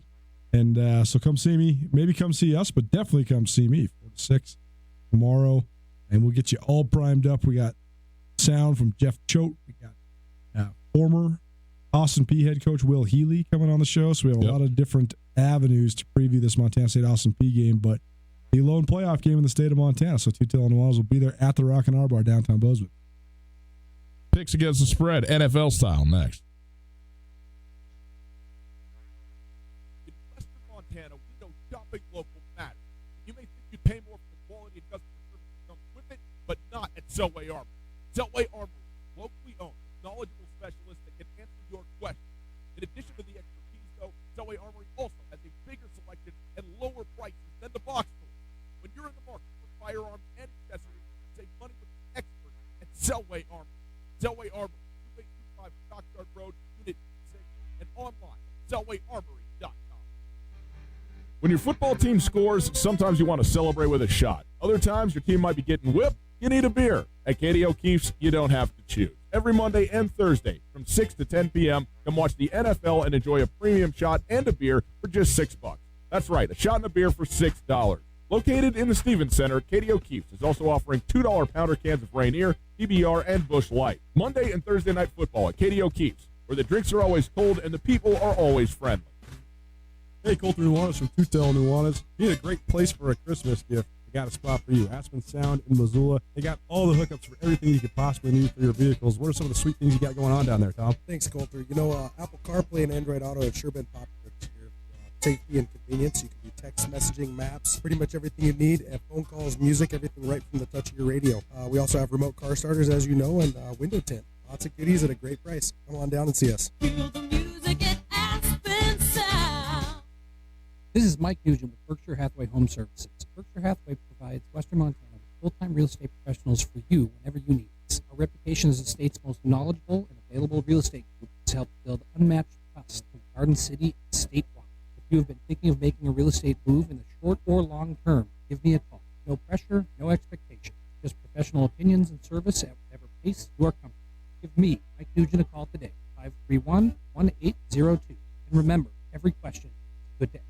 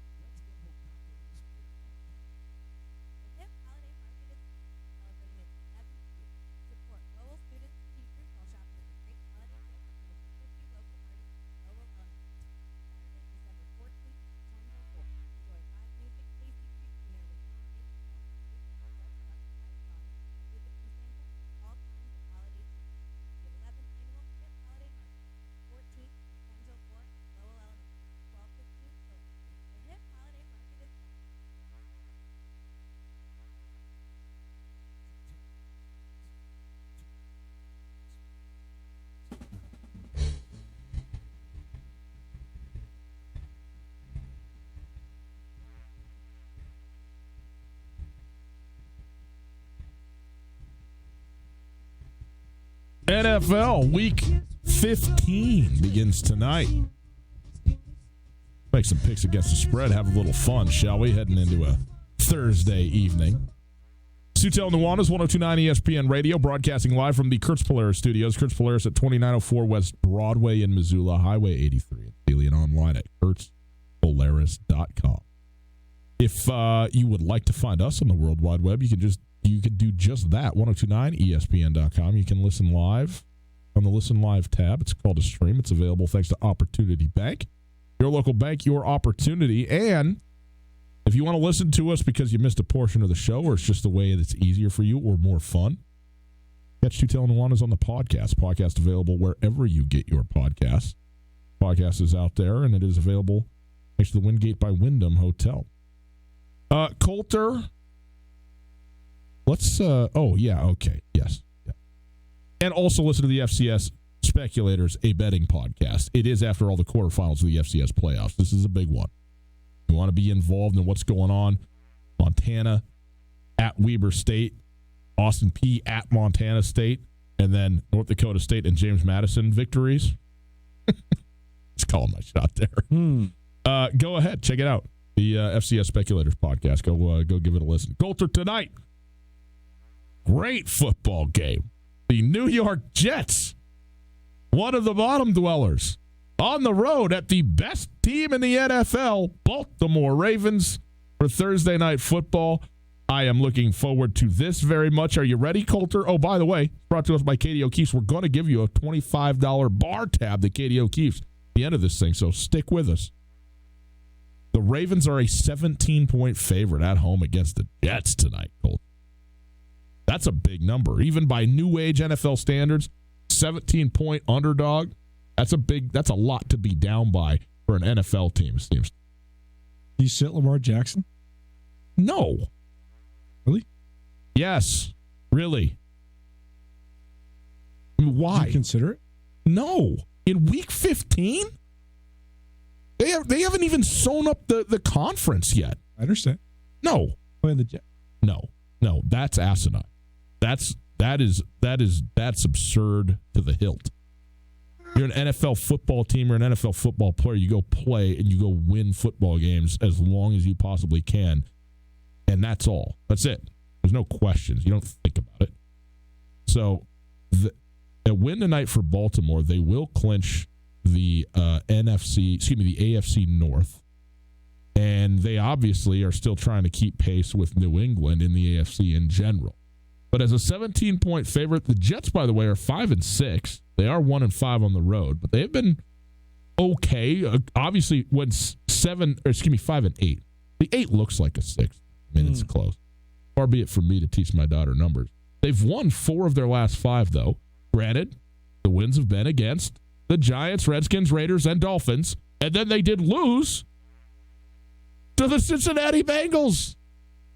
So their one loss in that stretch to the Bengals.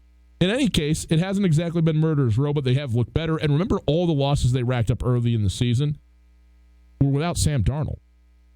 They didn't have Sam Darnold playing. So anyway, the only thing I don't know about this game, is Le'Veon Bell back? Did he get done bowling? Can he play football now? Okay, Le'Veon Bell is back, says David, our producer. So I think I like the Jets here to cover the 17. Now, Baltimore's great. Give me the Ravens. Give me the Ravens. Give you the 17 points. I don't care about it. Jamal Adams, New York Jets' best player, in my opinion. Quentin Williams, the kid out of Alabama, first-round draft pick, they're both out. Yep. Who else does New York Jets have? I guess they got Le'Veon Bell, but how much else? Why wouldn't you play if you were Lamar Jackson? Go roll up another 7,000 yards today. He needs 22 yards to break Michael Vick's 2006 record for most rushing yards in a single season by an effort. He currently has 1,017. Only the second guy to ever do that. To go over 1,000 season by a quarterback. Yeah, it's been I would say pretty good. So are you on the Ravens too then tonight? I'm on the Ravens. Okay. Yep. Tomorrow, 8 in a row for the couple of rivalry games here. Denver is at Kansas City. The Chiefs are a 9.5-point favorite coming off their win in Foxborough last week. If you remember, I think it was week 5, Coulter, maybe it was even week 6, that Denver was on a 2-game win streak and Kansas City was on a 2-game losing streak. And it was a situation where if Denver could win the game against Kansas City, they would be 1 game back and right there for the division and everything out in front of them. And they had, quote-unquote, the momentum and all that, and they got waxed. I mean, they got beat down in Denver by the Kansas City Chiefs the first time around. I think this game is closer.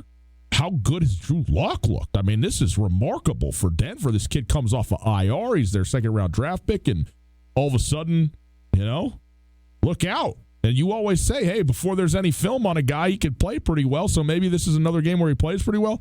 I think Kansas City wins this football game. Kansas City, 9.5-point favorite. I think I'm still on the Chiefs to cover this thing by 10 or more.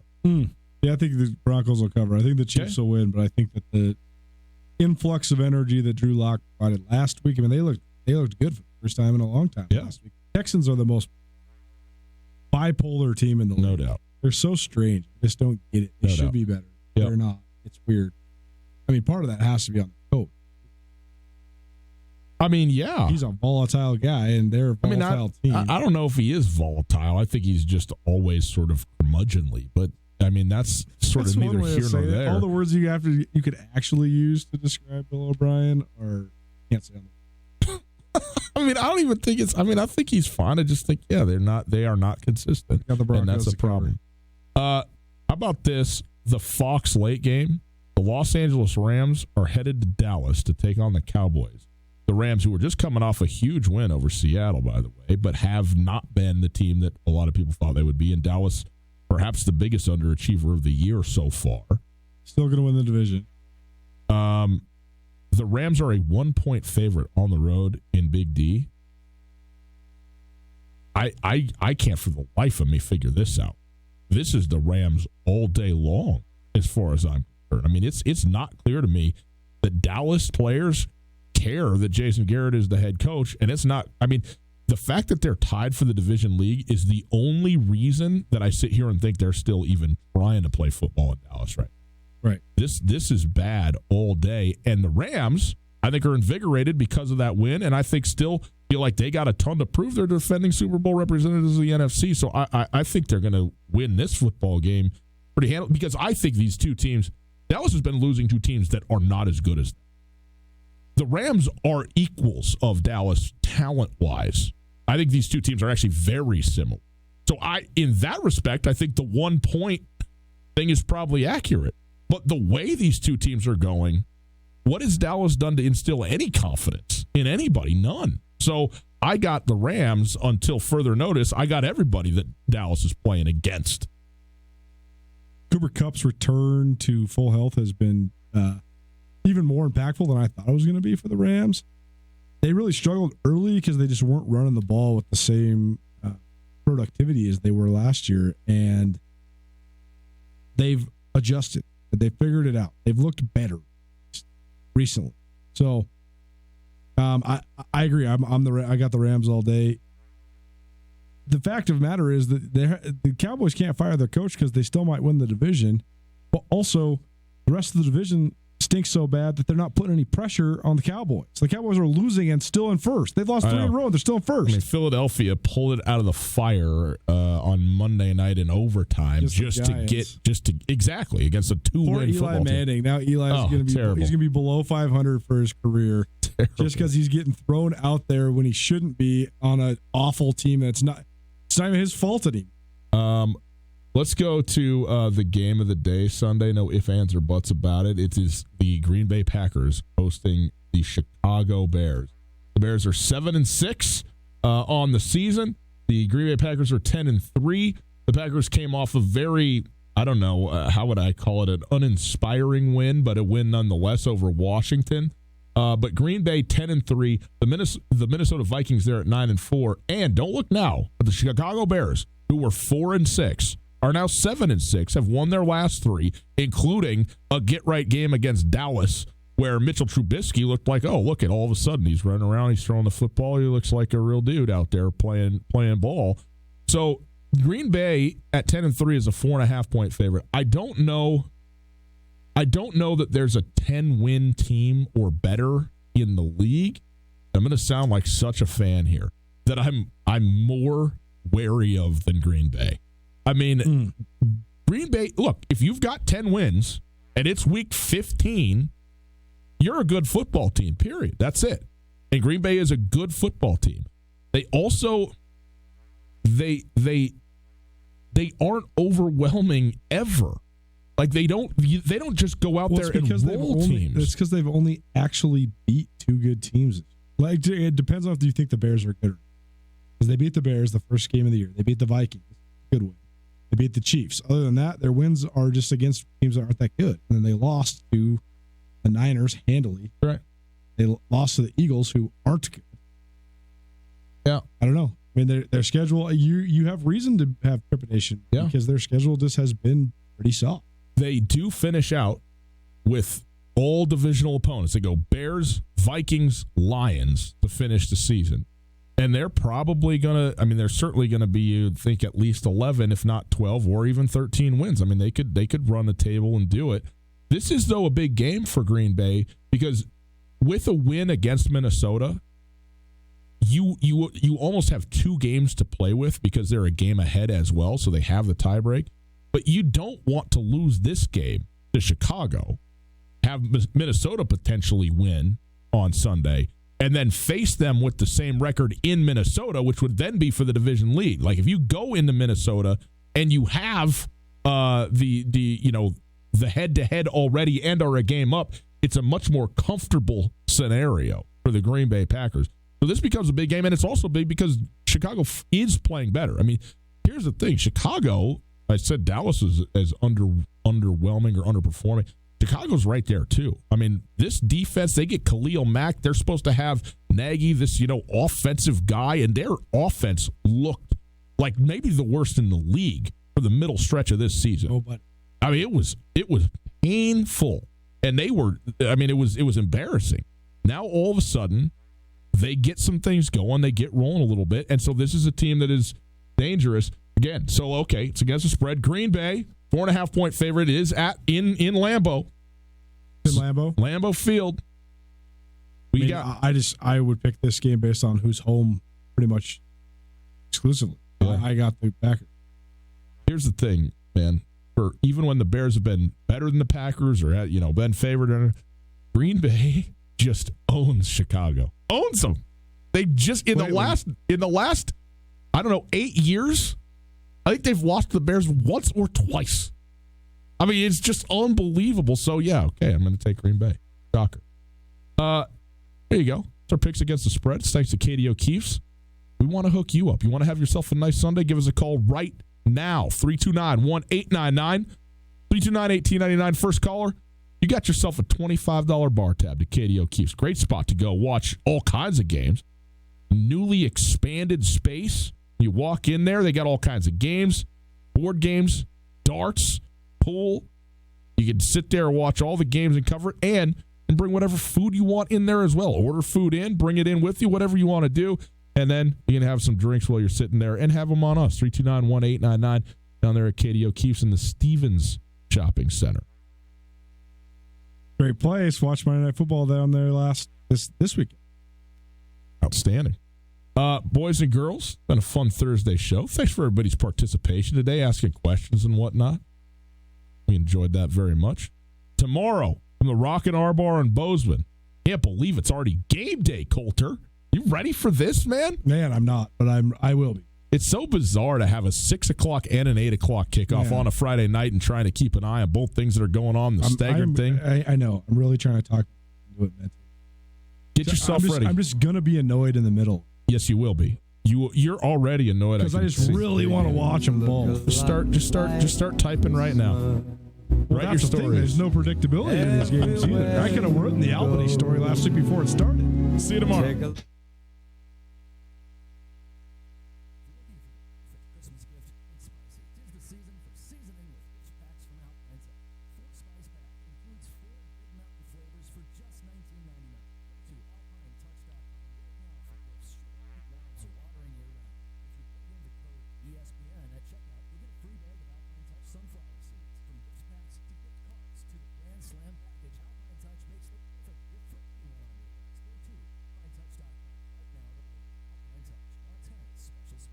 Hi there.